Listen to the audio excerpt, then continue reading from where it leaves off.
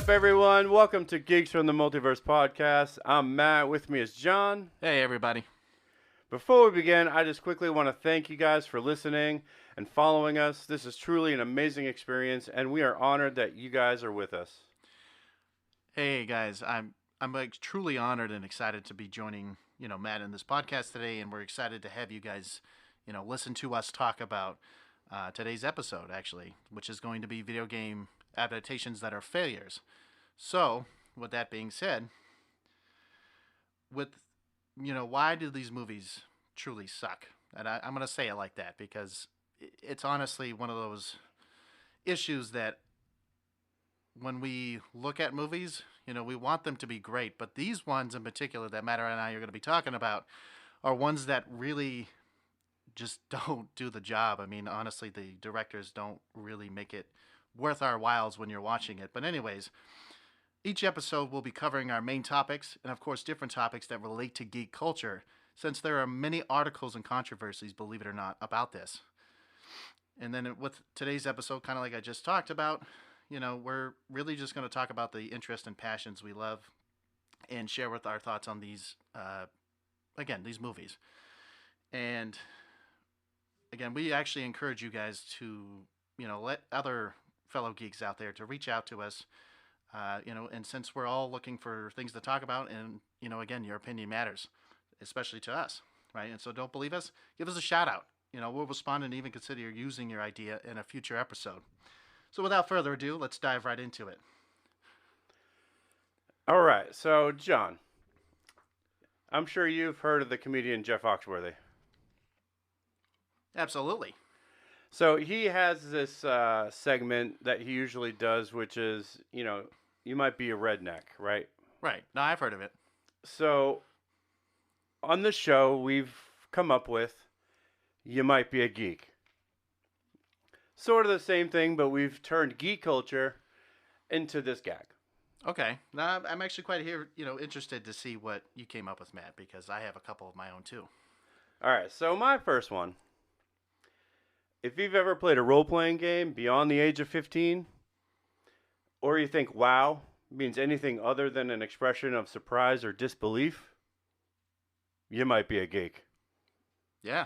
I mean, even thinking about WoW as itself, I mean, so many millions of players play that all the time. I mean, I remember even a quick ad was from like Mr. T, like he was like introducing a character and whatnot. I thought it was, kind of a neat experience. I never played it, but, I could agree that if you think that, then again, you definitely are a geek. So I will say one of mine real quick. So one is you get offended when someone calls you a nerd, and then you use pop culture references to explain differences so they never make the same mistake twice. You might be a geek. Yeah, I've definitely never done that. Oh, is that right? You've never used pop culture? I think I'm just at a point where I don't care anymore. I think being over 40, I'm a nerd, whatever. Wait, Matt, are you explaining people your age? I said over 40. I mean, that's true. You didn't say exactly your age because I could have went there, but we're not going to go into that. But, I think I have a couple times, especially when, when talking about Marvel. I mean, I've always tried to, explain certain things, and then people would be like, "What are you talking about?" And I'm like, "Well, I guess clearly you're not a geek." It's really when those eyes get glazed over, then you know. I'm just gonna shut up now. Yeah, I'm just gonna sit in the corner. I'm not even gonna worry about it at this point. All right. So my second one, if you've ever waited in line at the Apple Store, you might be a geek.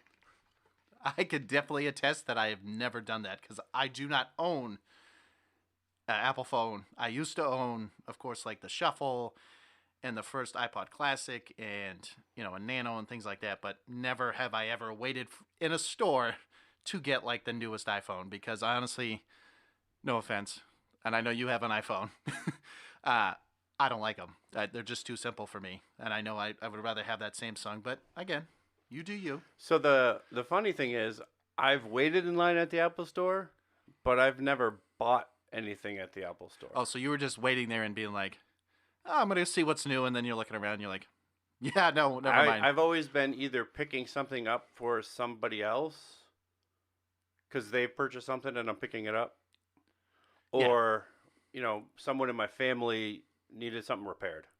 Okay. So, which one makes sense? I mean, because Especially during COVID, because the Apple Store during COVID, probably even now, you can't just walk into the store. You had to wait outside until you were actually called. yeah, I felt like what was it was like an hour wait, right, or longer, because that's how long these people would Yeah, wait in line for. it was a long time. All right. So my last one, we'll see if Matt agrees with me on this. Have you ever stood up for your favorite video game series or comic book character, even though they may not be popular or doing well in sales? You might be a geek. I can say that I have, especially talking about like, Captain America or, talking about, even just the Avengers itself. I mean, people, in my opinion, people will say, oh, I love Iron Man versus, Cap because Cap's gone now. And I'm like, okay, well, Iron Man's dead too. So, like, Yeah. what do you want me to say here? But, I definitely, have defended my, my series of like video games or even like comic book characters because all the time, I just think people are just, so defensive on certain things. And I'm just like, you know what? You do you, bud, and I'm going to do me. Either way, we're all geeks. I don't think it matters. I've definitely done this, and I've defended the Hulk on many occasions, especially with the constant changing in the MCU with Smart Hulk or Professor Hulk, and then you have Ed Norton version, Eric Bana version. Yeah. They've never portrayed the Hulk exactly to the comic book version of the Hulk, and I would always dispute the fact that the Hulk you see in the MCU is not the comic book version of the Hulk at all. Honestly, like if you take Eric Bana's like version, and had like, the more angry he got, the taller he would get, and the more, strength he would have, right? If you took that and then like had Mark Ruffalo's version, right?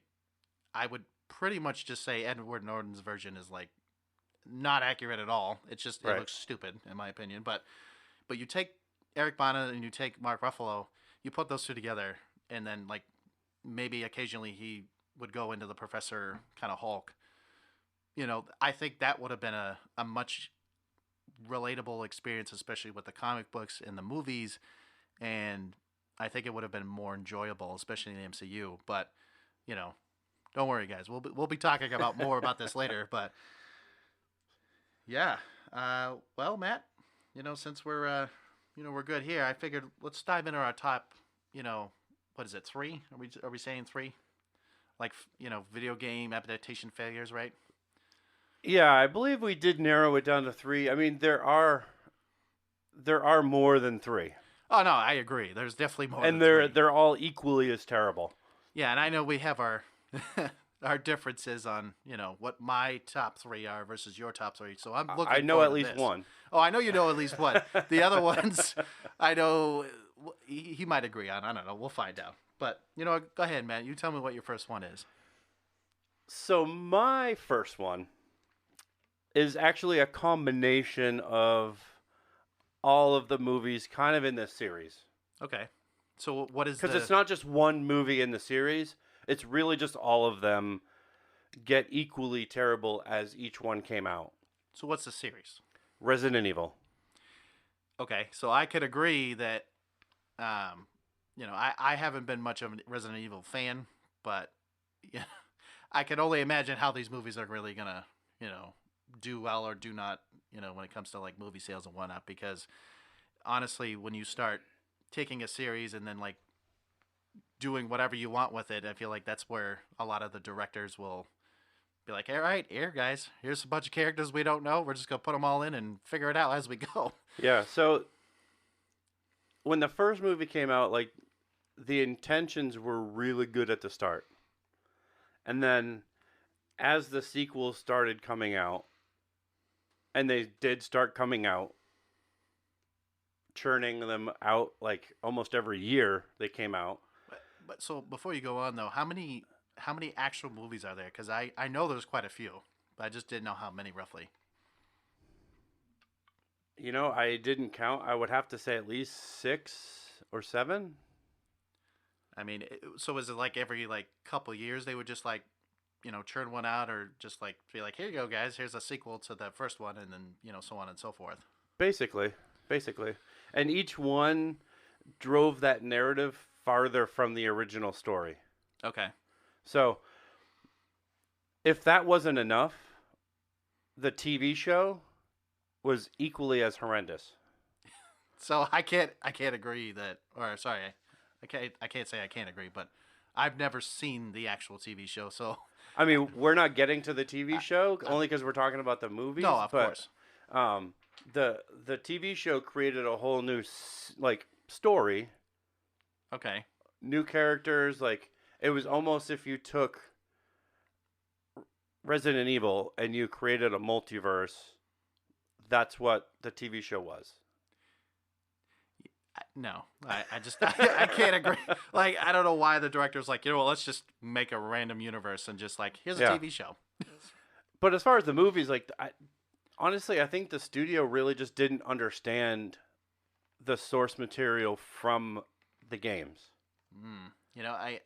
I can definitely agree that I feel like that's probably the biggest concern with a lot of these movies, is that the directors aren't, talking with the actual creators of the games, or their, producers or whomever, right? And just like saying, hey, how can we make this an actual good adaptation of this? But they're just like, no, you know what? We're going to take the characters, throw in a bunch of random people, and then we're going to pray to God that maybe somebody will watch the movie. Because I feel like that's, but I know we'll talk about fast-paced action. That's what we need, right? Yeah, just boom, out of nowhere, and you're like, no, man, that's not how the story goes. Yeah.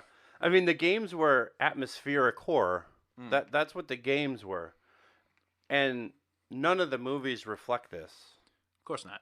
And they deliver that fast-paced action because that's what people want to see. You know what I mean? Oh, yeah. The film has a protagonist that doesn't even exist in the game. Interesting. So, characters are being created for the movie, which isn't new. Okay. You know what I mean? It's not new for adaptations. Right. That happens all the time. But it deviated so far that, like, once the sequel started coming out, like, you really can't just change gears and turn back. You have to reboot the whole thing, which they did. And they changed the characters' backstories. It almost, like, if we're talking about like DC, right? The amount of times they had to reboot a series and stuff like that. I mean, I'm using only DC as an example, but like, that's ridiculous that they had to keep, we're gonna stick with one. Then you're like, nah, we're gonna scrap that. We're gonna do a different one, and then create a whole nother version with a whole new set of characters, and then be like, all right, cool, this is what it is, and you're just like, no, man, like, what are you doing? Like, why are you selling crap? Because that's really what they're trying to do, and just get people to look at it. But I don't know. But anyways, so my first one is Super Mario Brothers back in 1993, right? So this movie was considered one of the worst video game adaptations for the longest time. I think it was the first. It was the first. I'm pretty sure it was the first, that it was the most unsuccessful video game adaptation movie that they ever created at the time. And the reason behind it was, when you have live action, let's say animated characters, so you got, Mario and Luigi, and you got Peach, and you got Toad, you got all these other characters, you even got, Bowser and, his little Koopas, running around. It was so cheesy, right? And then you looked at Bowser, which he was horrible. Like, his visualization of everything, like how they did it, it was absolutely terrible. And like, I know for a fact, I'm pretty sure the movie like did worse because of the fact that like they had a box, like the budget itself was so bad, or just like it wasn't enough. Like, if they had more technology, if they had more, things going on, maybe they could have done a lot better. But I get it. Back in the 90s, you kind of had to do with what you had at that time. But I'm pretty sure the box office was was less than the budget that they had. I think I don't know if it was like 10 million, 20 million, I don't know, but I'm pretty sure it only did like a couple million, if that. Like it was that bad. I mean, when you look at the movie, if you want to take a look at it, by all means, but honestly, it's really not worth your time. Like if we're going to talk about, a movie that I'm hoping is going to do better. So I know we're not talking about successful, right? And I know the movie hasn't come out yet, but the new animated Super Mario Brothers that is coming out, like that looks a lot better because of the animation that they have and everything else. But like if you're taking that versus this, yeah, no, that 90s movie can go sit in a dumpster somewhere and, just sit there for eternity for all I care, because there's no I think the little mushrooms that they even ate were really gross looking too. Oh, see, and I can't even remember that, but I mean, like, I'm not surprised. Like, it was like, hey guys, hey, you want some shrooms? And you're like, what are you giving me? Oh, it's gonna give you powers, man. It's gonna, give you capabilities of like shooting fireballs and everything else. And you're like, are you sure you're not high or something? Because I don't understand this right now. But, it was pretty awful. But being the first movie, I think you have to kind of almost give it a sort of pass. Being like, it's the first adaptation, and honestly, like, the games were pixelated. So it's kind of like trying to do Sonic. Oh, here we go. The game is a cartoon. It's very, very hard to do that animation style in live action.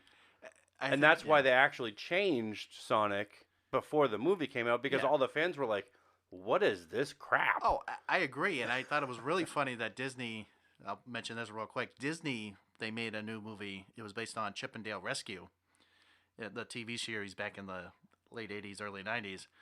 And they made a movie on it, and they actually brought in Ugly Sonic as a character, which I thought was hilarious. And they were like, oh my God, this is amazing. And I'm like, hey, if Disney's making fun of it, then that's clearly telling you something. But anyways, I agree that, back in the 90s, CGI really wasn't even a thing. It wasn't even... Everything was practical effects then, right. so... And so I can agree that, yes, you can give it a pass because of the time and the era of where it came out of. But, again, it's still easily one of the worst movies that... Yeah. For its time. I agree.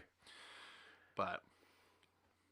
All right, so my second movie, adaptation, Alone in the Dark. So I want to make this clear. I have no idea. Never seen the movie, never played the games. So I'm just going to go off of whatever you're going to say. I didn't finish the game, but I've played the game. Okay. And I can be honest and say, one, I love horror, and I love horror movies. Like, I will watch them all day. I work for a haunted house. Like, I am in the horror genre, like 100%. When it comes to horror games, there's just something different that happens. I think it's only because, like, I'm playing the character in that moment, and it's something I just can't do it. I don't know. It's something different. But this game, it's really based on the MS-DOS version, which, again, atmospheric horror, not like jump out and scare, which is the PlayStation 2 version of this game. Okay. And I never had a PlayStation 2. Oh, see. So I had to play the remake, which was on a later system. What, PS3? I think it was Xbox, actually. Oh, okay. But anyways, the game, basically, like, these creatures would just jump out of nowhere. And all you have is sometimes a pipe or a stick and a tiny little flashlight. You can't see anything. These things are jumping out and they're screaming. Like, it's awful. So my question to you is, though, when they're jumping out and screaming, like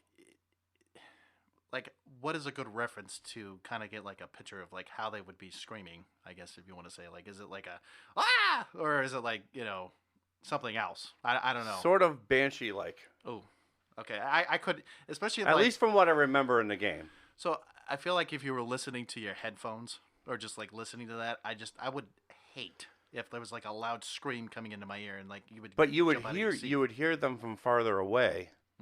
So you would have that like atmospheric horror of walking around in the dark with this little flashlight, and if you found a gun, it had like 2 bullets in it. So this little flashlight. So I'm curious about this little flashlight. So is it like a pen light? Like you're just like click? No, click? it's like a regular flashlight, but it doesn't light up like the whole road or the whole area. It's just a small little area. Oh. Anyways, we're getting beyond. I know. I apologize. The adaptation, and I'll put this disclaimer out. If you watch it from the perspective of it being a standalone movie, you might enjoy it. Okay. And how would you describe it, I guess?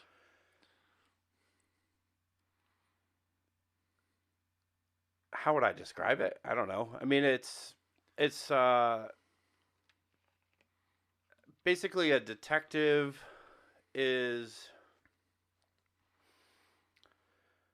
has amnesia. That's basically like part of the story.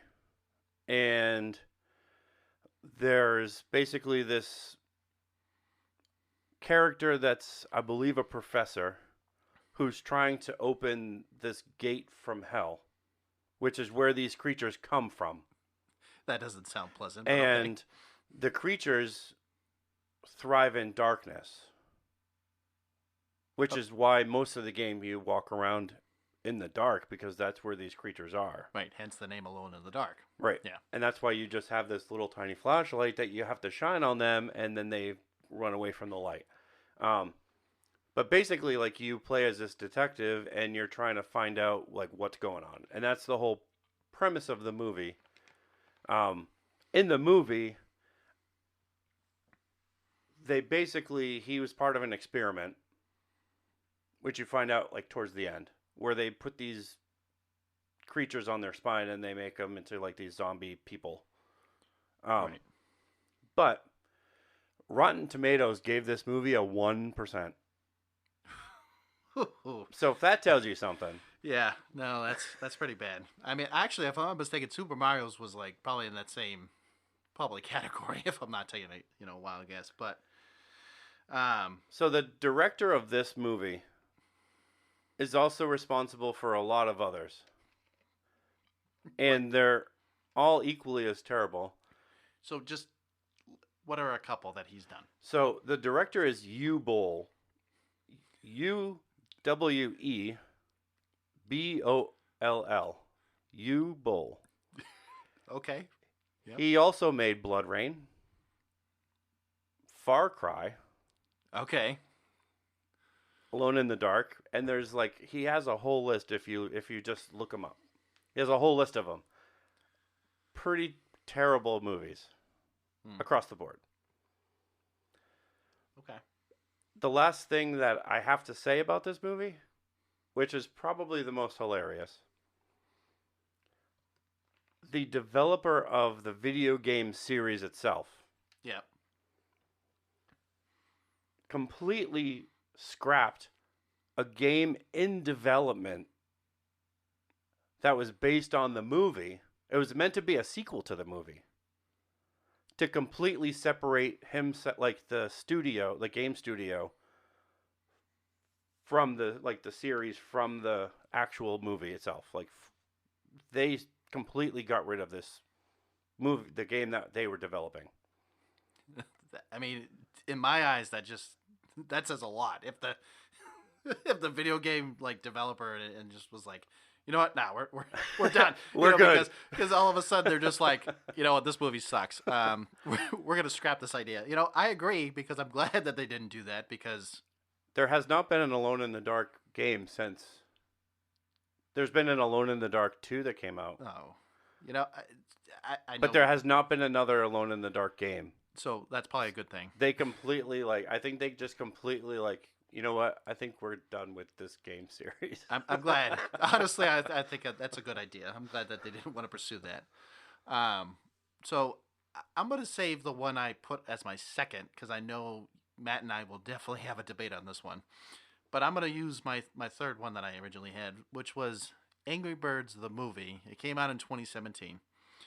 So if you played the mobile game, right, it came out on what was it all like Android and Apple and everything else, but it was developed by Ruvio, I believe is what it was, and it was so popular that it was ironic that it almost like reminds you of it. It's like taking Flappy Bird and like we're just gonna again like take a bird and like aim it at some pigs and some buildings, and like that was the game.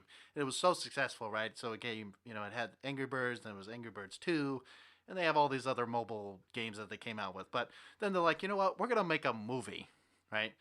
Now I've seen the movie, and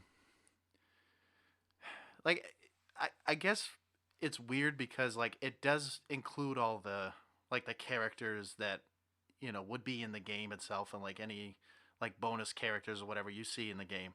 But like it's weird because and the reason why I guess it wasn't like the most successful is because you know you're I guess this would be like one of the first ones that have been based on a mobile game, which I don't I don't know if you wanted to do that, but like there's probably a lot of other mobile games that you could have done a movie on too, but they're like, nah, we're just gonna make it about birds, and basically pigs, and they're gonna rival each other and this and that. So it's like you take the game, you put it there. Of course, there's a story.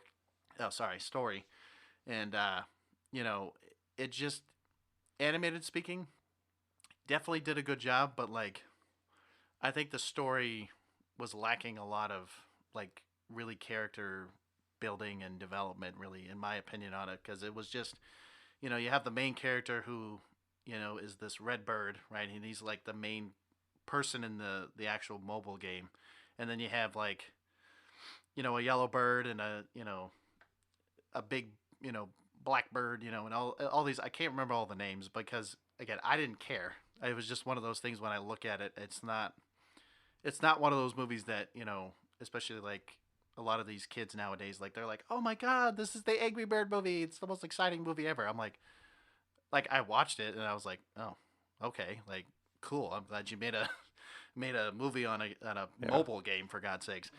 And I know Matt probably hasn't seen this movie, but I actually have seen the movie. You have seen this movie, and it actually has a lot of adult humor if you watch it. Oh, I can agree, just like most Disney movies, but it and I think that's the thing about nowadays is like when you start making movies that are meant for kids, you also want to make sure that the adults are like, oh, I got what they were saying, kind of like adult innuendos kind of a thing, and then it's very borderline. It's like very dirty, but kids don't actually pick up on it because it's not dirty, right? And they're just thinking it's like some friendly conversation, right? Yeah. But I don't know. I just think that the movie was one of those ones that could it have never like been existed because of the game. Absolutely. I don't think the movie itself should be like definitely one of the better ones, because it's still lacking a lot of like I said, story building and everything else. There wasn't like a whole lot to go off because there was no script, right? You're basing it off a mobile game. There's nothing to go Perhaps off of. if we were under 12, yeah, maybe if our story would be different. No, absolutely. Like the story would be completely changed at that point. But it's like you're looking at this movie, and I'm like, no, like I don't understand it. I know whatever, like you said, under the age of 12, maybe they're like, oh, this is fun. They're blowing pigs up and they're exploding, and I'm like, I don't know. It was just a stupid, silly movie that they came out with. But yeah, you know what? I'm curious, Matt. What is your last one? My last one is my most depressing one. Oh, boy. Because when I heard this movie was coming out, I had really high hopes. Okay. Until I knew that Mark Wahlberg was in it. Oh, boy. I already know where this is going, but go ahead. And the movie's Max Payne. Oh, nope. Never mind. That's not what I was thinking, but go ahead. So, I played both games on Xbox back in the day. It was, I believe, Max Payne was the first game that actually had bullet time, just like the Matrix. Okay. So it like slowed down time, and you could actually see the bullet and the tail behind it, like very much the same thing. Yeah. And when Max Payne came out, the movie already felt old. Because of how old the game. I mean, the game is it's an almost updated, like pixelated version of Mario. That's how old the game is. You know what I mean? Man, yeah, okay. So the game came out so much, like 7 years after the original game. That's how long the movie came out. Okay. So the movie has already feels like it should have came out years ago. Or roughly around when the game came out. Right. Which, yeah, it makes sense. So Mark Wahlberg obviously plays Max Payne. He plays the title character. Younger one. Yeah, younger version. And the story doesn't quite match that source material. Which, again, studio not understanding the material of the game that, the movie that they're making. The game, like, Max narrated almost the entire game. And there was a lot of, like, self-reflection. And the story itself, like, had this really eerie, dark, like, darkness to it.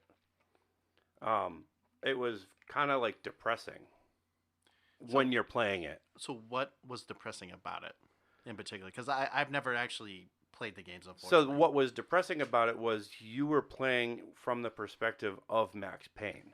Okay, but that would make sense. The character himself, like, he was a New York detective who is dealing with his wife and child getting killed by these assailants that came in, and he was unable to basically stop them. It kind of almost sounds like Punisher. Like, I'm not saying like exact, but it has similar. Like, it's similar to that, and the game is like continually replays the scenario over and over and over. So he's like in a loop. Right. Okay. So he constantly, like, when he goes to sleep, he's constantly replaying this nightmare of the assailants coming in, and you're in this dream state, walking through the house and trying to kill these assailants, and they're escaping, and you walk into your bedroom and you see your wife dead, and you see your baby dead.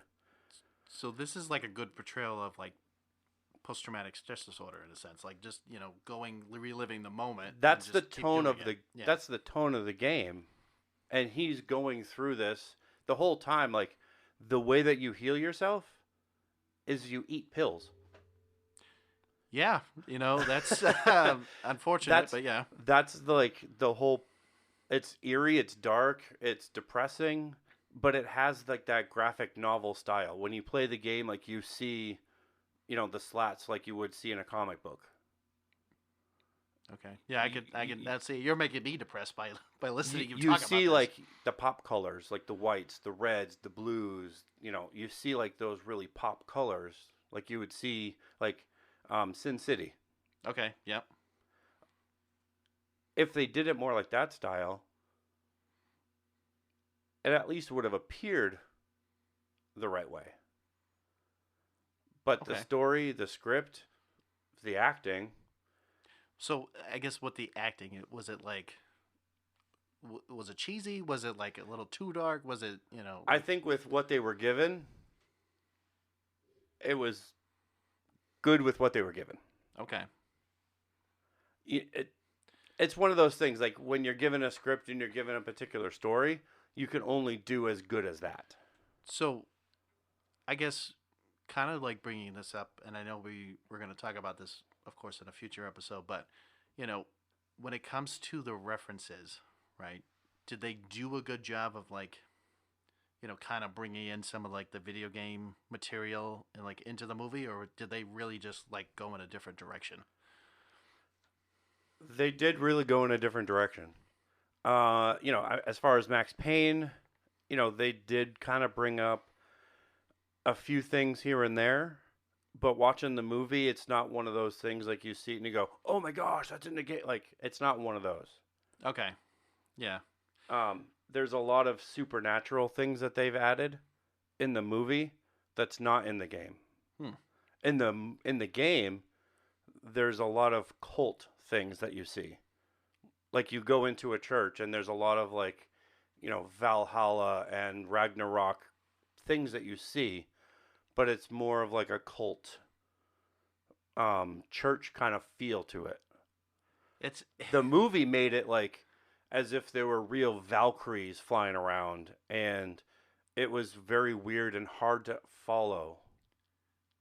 I am not even understanding how you have a church and then you bring in these like Yeah. Valkyries and like different It's basically very, cultures. very hard to understand. Yeah. The movie kind of changed the scenario to they were almost trying to do this like super soldier type serum, and it basically just made people crazy.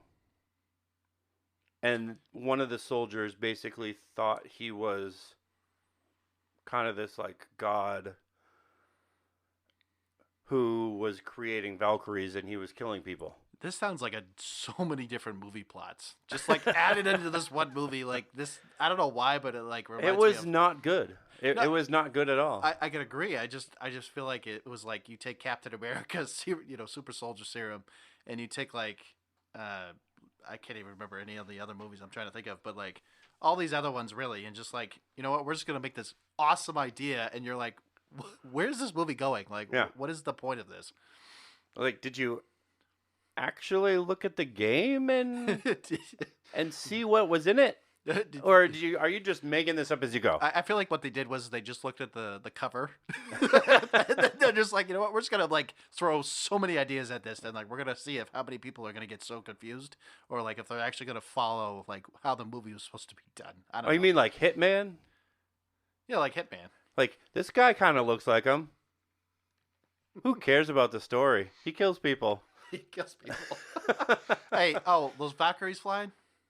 Yeah, no, it's okay. We're just gonna throw in random cultures and Who and cares? random things. Who cares? Who cares? So here we go. Here's our big debate, Here we go. because Matt and I definitely disagreed on this one, but I will explain mine and he can explain his, and and hopefully we'll mutually respect each other. But I doubt it. I feel like our friendship's going to be over at that point. So I'm going to add kind of like multiple movies. It's going to sound weird, but it'll make sense in a second. So I chose as really this last one is Mortal Kombat, the live 90s action movie. So there was, Mortal Kombat, and then there was Annihilation that came right out. So it was 95 and 97. But I'm also going to bring in Dead or Alive into the mix of this, because Mortal Kombat, as we all know, if I would hope most of you would know, it was definitely one of the most popular fighting game series of almost all time. Like, I mean, they've rebooted it, they've made side games with it, they've done all kinds of different things with it. But when I watched the first one and then the sequel, okay, yes. Wait. How old were you when you watched that first Okay, one? you know what? We're not bringing age into this conversation. Fine. You really want to know? Do you really want to know? At least the year that you watched it. Okay. It was probably when I was a teenager. Okay, so you know what? I'm sorry I didn't see it when I was 2 years old, because basically that's when it came out. Okay, or 4 years old when the second one. Yeah, if you must know. Okay. But Okay. anyways, I have a different perspective than you, but I get it, right? So, watching these movies as I grew up, I started playing some of the newer Mortal Kombat. So I think one was it was like Shaolin Monks. I think it was like Mortal Kombat Shaolin Monks. Yeah. That was like one of the first games my brother and I used to play, and that's how it kind of got me into the series, and I started playing it, and I was like, oh, okay. And of course, Mortal Kombat, when they rebooted, it was nice to see, how they redid everything and everything else. But anyways, watching the movies, of course, I'm going to have a different perspective than you are, right? So when I watched it, they did a good job with the characters for the most part. Like the main characters, right? So the ones that I felt were not quite accurate, right, would be Goro, right? This big dude. He's got four arms. You know, he's got like a ponytail. It almost looks like a giant ogre looking creature. I don't know how to describe him, but he's a weird looking dude. Okay, and back then, again, when we were talking about CGI, like they, it was almost like claymation. Like it was how he was moving and throwing things, and to me it looked bad. Like it was just one of those movies that I couldn't watch it because it just didn't seem realistic, you know. But the other one, like in Annihilation, right? You're watching it, and you know you see Scorpion, you'll see Sub Zero, you'll see all these other characters, and they do reference, you know, some of the actual, you know, references in the game and like how they looked and everything else. But when you start looking at the characters, at the development, I just, for me, it was really hard to follow at first when I was watching it, right? And again, I know that when we're both growing up in two different, you know, eras, you might have thought this was the coolest movie of all time, right? Or at least a good one enough to watch it over and over again, right? So for me, I'm like, I'll watch it and I'm like, all right, I'm done. I don't have to look at it, right? But when it comes to the, you know, the overall, I think there were some things that were great, and there was definitely some things that I'm just like, nah. Like I know that there's a reason why this movie didn't do so well, because of some of the, you know, the characters and some of the, you know, story development and everything else. But all right, I'm curious, Matt, because I know you've been looking at me. So I do almost agree with some, but I mostly disagree. it's fine. So go ahead, tell me. I mean, in '95, all right, hold I on. was Matt. How old were you back then? Since I already said my age.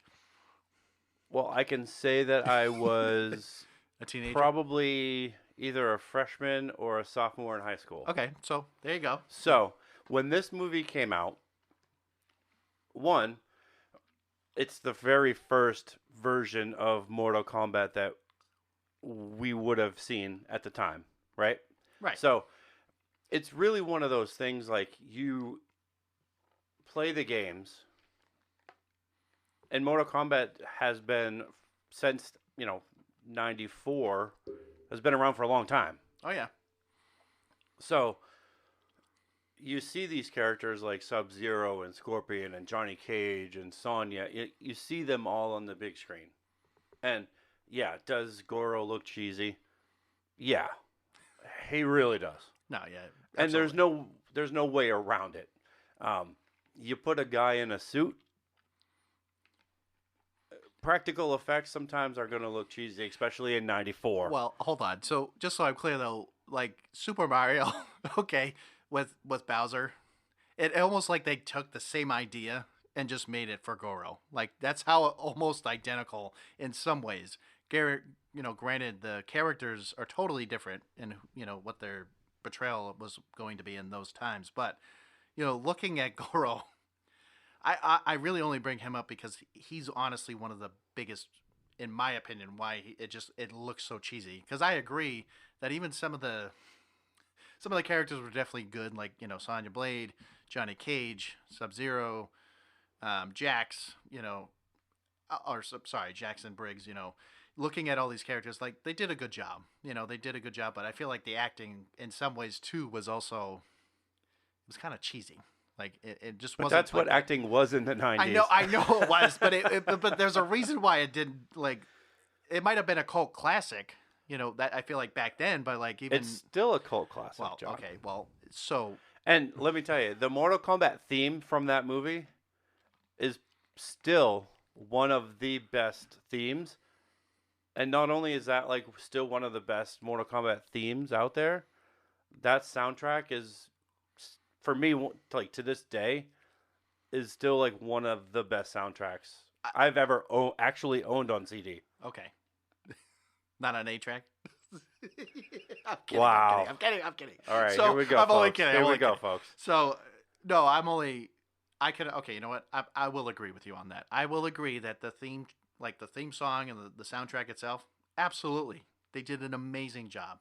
Okay, but like I just said, you and I are going to disagree on this all day, every day.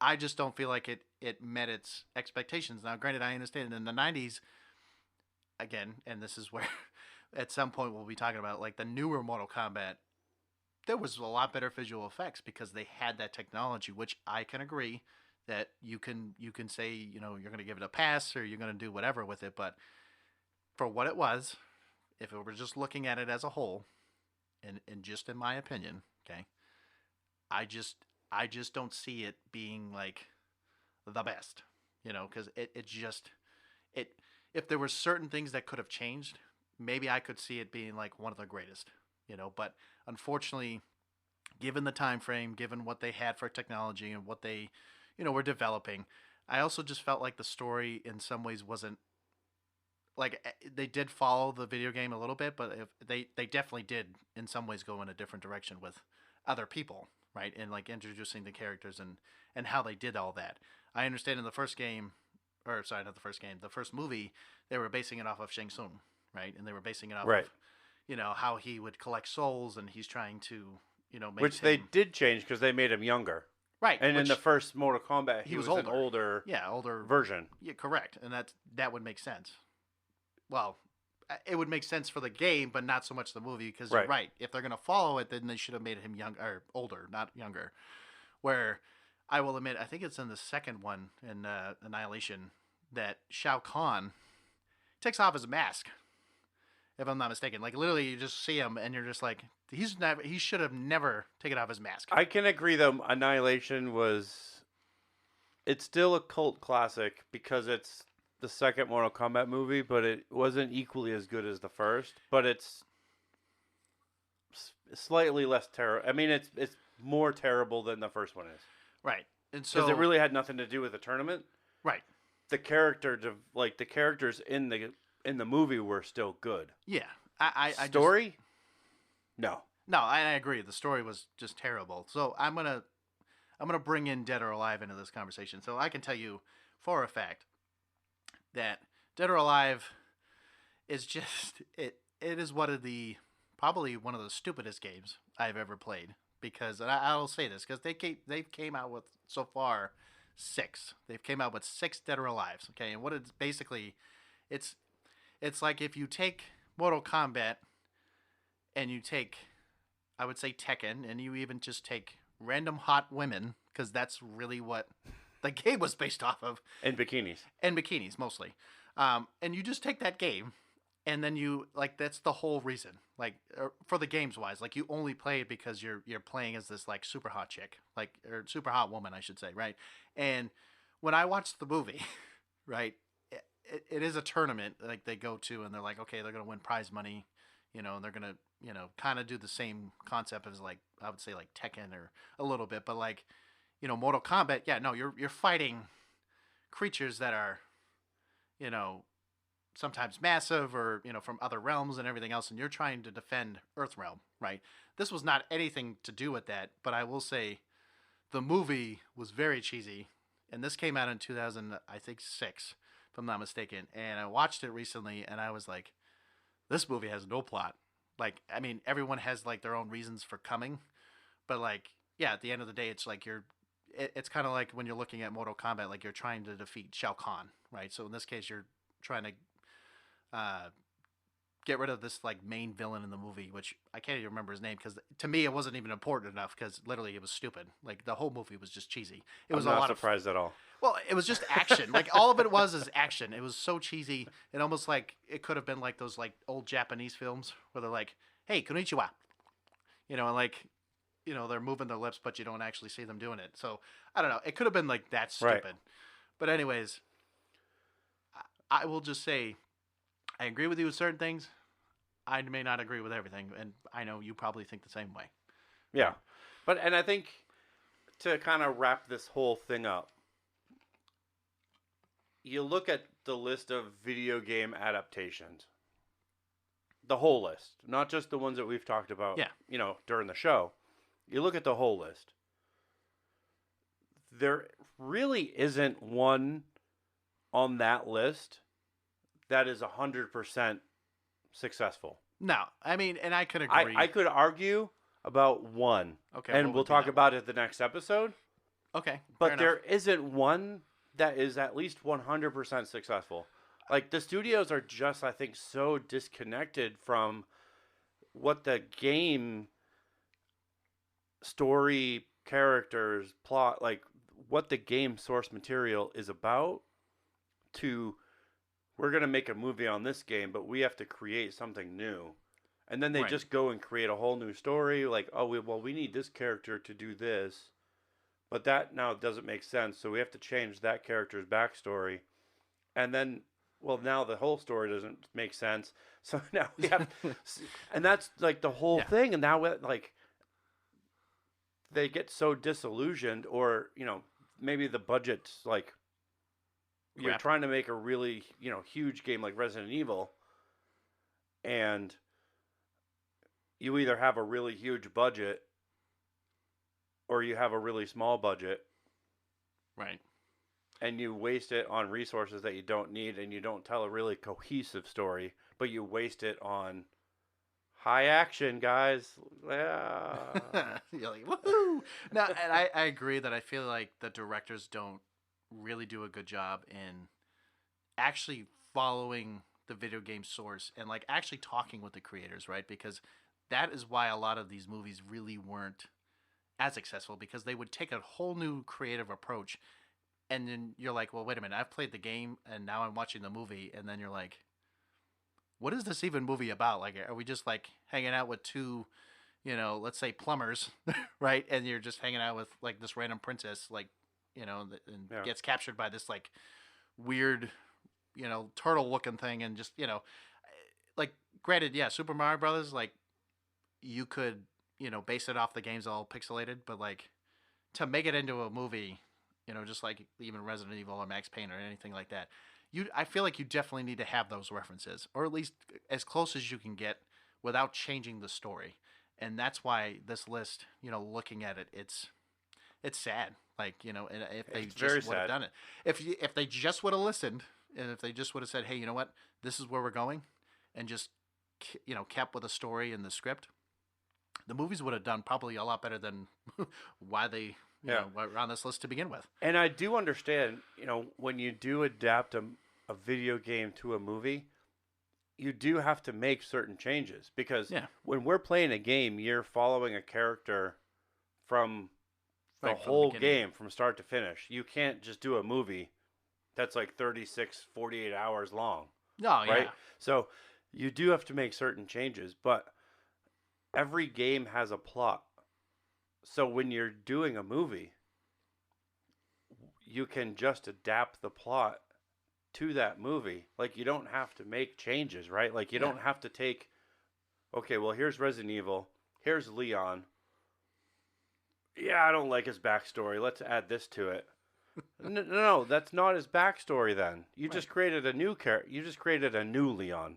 Right. This Leon isn't Resident Evil that we've played back in the day. Right.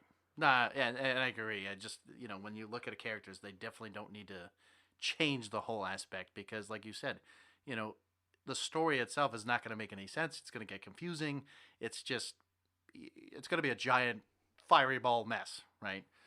But, Matt, I think this concludes it. What do you think? I think we've talked about everything that we're going to talk about, so yeah. Well, so I'm just going to say this, guys. Thanks for tuning in. Thanks for listening to us. Again, you can check us out on Spotify, again, Apple Podcasts, Google Podcasts, as well as Amazon Prime Music. And just, again, we're looking forward to hearing from you guys at some point. Yeah, be sure to check out our Facebook page. You can find us by just searching our podcast name, Geeks of the Multiverse.